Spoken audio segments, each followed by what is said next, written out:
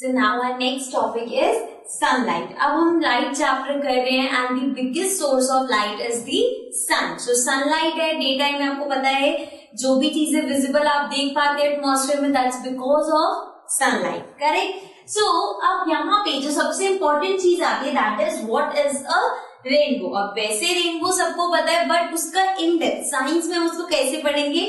Let's see. A rainbow is a natural phenomena in which the light rays of the sun are reflected by the water droplets present in the atmosphere. So ये सबको पता है कि rainbow mostly after rain आता है.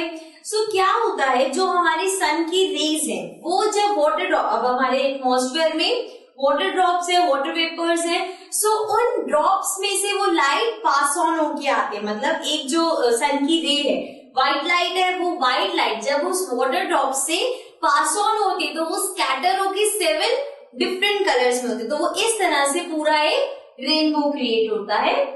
A rainbow appears as an arc. Arc means जो हमारी केवल इस तरह की शेप होती है that is arc on the sky that contains a band of 7 colours. So 7 colours होते हैं विप्रो हमने किया हुआ है सो दैट इज ये जैसे यहाँ पे लिखा हुआ है वायलेट IBUG ये सब ये जो कलर्स हमारे पास होते हैं.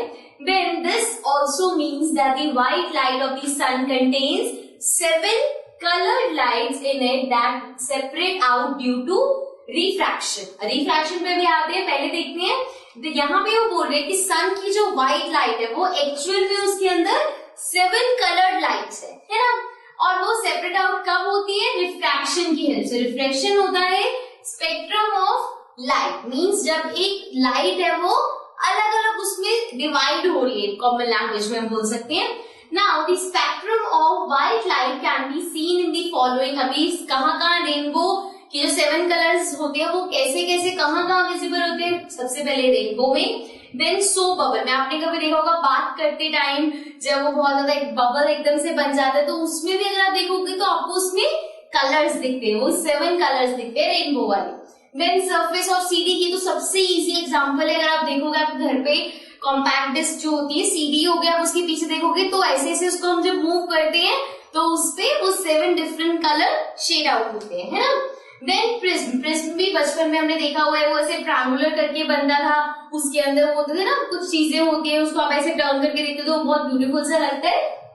सो यहाँ पे एक्सप्लेन करने के लिए हमने ग्लास प्रिज्म का एग्जाम्पल लिया है. एक व्हाइट लाइट पास हो रही है एंड रिफ्लेक्शन में ये डिफरेंट जो हमारे कलर्ड लाइट्स है वो आ रही है.